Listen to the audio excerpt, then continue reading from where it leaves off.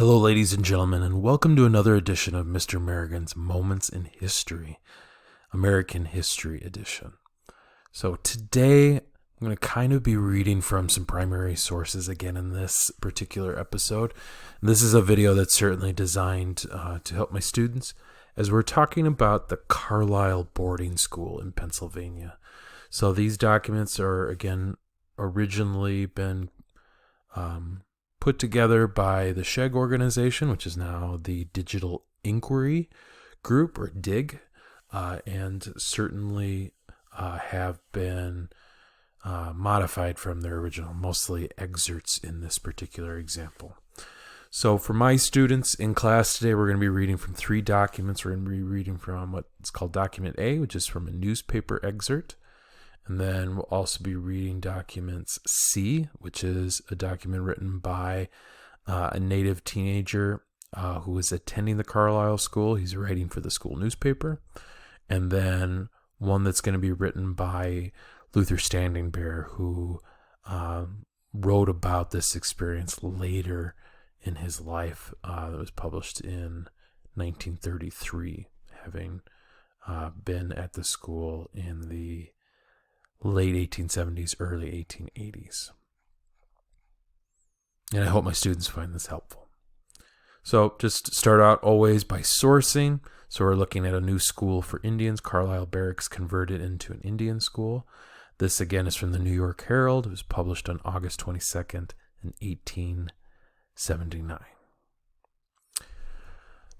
The Secretary of War ordered that the Carlisle Barracks in Pennsylvania be turned over to the Interior Department to be used as a school for the education of Indian youth. Again, a term that was used very commonly in this time period. Of course, we would use Native American or American Indian today. To be modeled after the Hampton, that is Virginia, Normal Institute, and to be detailed Captain R.H. Pratt of the Army to have charge of it. Captain Pratt has been much experienced in the work of Indian education at St. Augustine and at Hampton, and is confident of good results at Carlisle. Secretaries McCrae, who is again Secretary of the War, and Schurz, Secretary of the Interior, are both much interested in the subject and very hopeful that the successful effort at Hampton will be followed by success at Carlisle and lead eventually to such action by Congress as will enable the government to establish many such schools. About 100 Indian youth of both sexes will be sent to Carlisle this fall. The Secretary of War thinks this is the only way of saving a remnant. Remnant is defined down here. That means a small surviving group of the Indian tribes for so long as the tribal relation is continued, they must gradually become extinct. He says the effort of the government are in the direction of bringing up a class of young men who will be leaders of their people in taking them away from the chase and war as the sole worthy occupation of the hands of men. The rapid extinction of the buffalo and small game and the filing up of the waste places, and again, in this case, they're talking about undeveloped land, one that was often occupied, especially by Native Americans at this point, by settlement render this step absolutely necessary to the future interests of the aboriginal population of the country. Aboriginal means native in this context, and is confidently expected that in time the Indians will be brought from the precarious living of the chase into better ways. Secretary McCrae said he thought it was an interesting fact that Carlisle Barracks, again being a former military academy, which had been the great school of instruction for these many years for our cavalry employed in fighting the Indians, should have been in this centennial transformed into an asylum, again a place of safety and security, defined down here for us, for Indian youth, where in future years they may learn the arts of progress. So you hear a lot of the language in this document coming back to what we talked about with the Dawes Act and the reservation systems.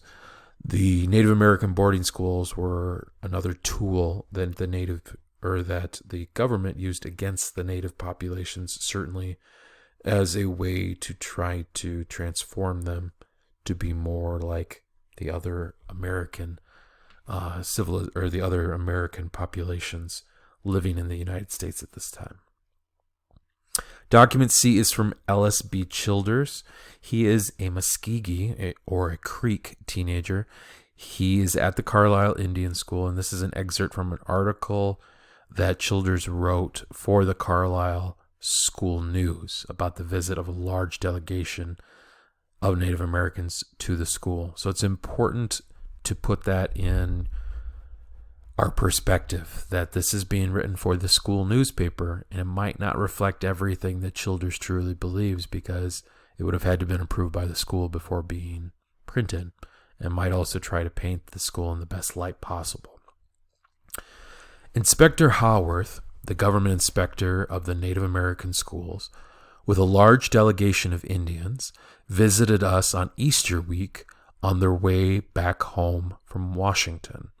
Inspector Haworth asked some of the delegates to say something to the school. Kahega, the father of Charles Kahega, the editor of the school news, made the first speech. He made a very nice speech.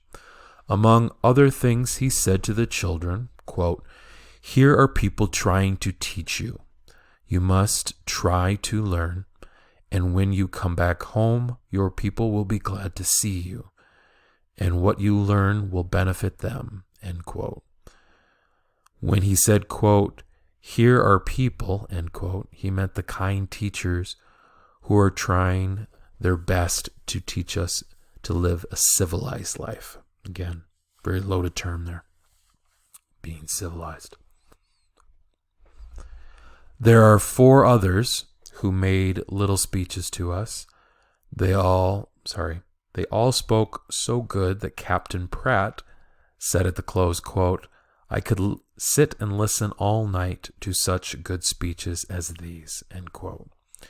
Henry Jones, the interpreter, said something before it was closed. He's an Indian but has learned enough English so as to interpret for his people. Among other things he said, quote, "If we Indians are willing to learn, we can learn. We can learn as well as our friends the whites. We can do just as well as the white people if we try. We have muscles, brains, and eyes just the same as the whites. If we cultivate our brains and muscles and eyes, we can do just the same as they," end quote. And then closed his speech by saying, quote, "Don't look back at all that has passed away. The country through here is all improved. This country through here is all improved. You saw when you were coming cities, railroads, houses, manufactories," end quote. Again, this comes from April of 1882 from the Carlisle School News. And the last one I want to read is from Luther Standing Bear. Again, this is an excerpt from his book, which is called The Land of the Spotted Eagle, which was published in 1933. Some of the context that we're given, we know that he was a member of the Lakota tribe and attended the Carlisle School beginning at its opening in 1879. And after graduating, he became a Lakota chief and advocated for Native American rights and sovereignty, sovereignty being independence, or like having autonomy or power over yourself. The following are excerpts from a book he wrote in 1933 about his experience at the school. At the age of 11 years old, ancestral life, and ancestral in this case meaning inherited from one's ancestors, which is of course a very important part of Native culture, for me and my people was most abruptly ended without regard for our wishes, comforts, or rights in the matter. At once I was thrust into an alien world, again one that would have been very unknown to him, into an environment as different from the one in which I'd been born as is possible to imagine, to remake myself, if I could, into the likeness of the invader. He chose some very heavy words there. At Carlisle, the quote, civilizing process began. It began with clothes. Never, no matter what our philosophy or spiritual quality, could we be civilized while wearing the moccasin and blankets. So again, referring to the fact that native children were not allowed to wear their native garb or their native clothing. The task before us was not only that of accepting new ideas and adopting new manners, but actual physical changes and discomfort that had to be borne. And again, born in this case means endured or enduring a difficult situation.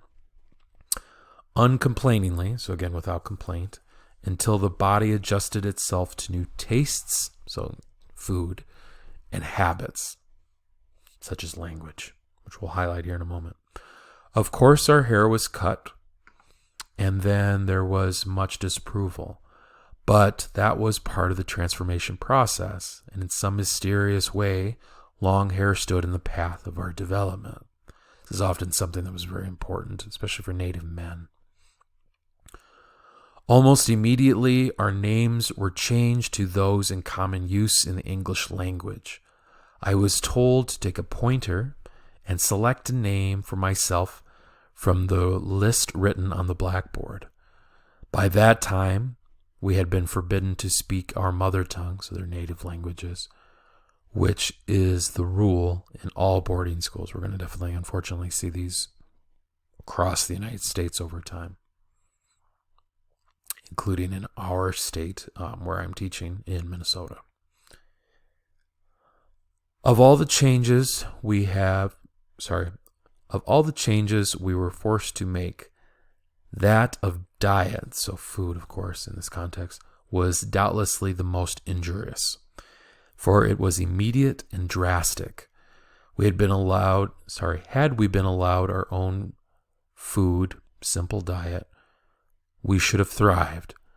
But the change in clothing, housing, food, and confinement, so in this case, again, is defined for us, being restrained and forbidden from leaving a place, feeling confined, combined with lonesomeness, was too much. And in 3 years, nearly one half of the children from the plains were dead, and through with all earthly schools.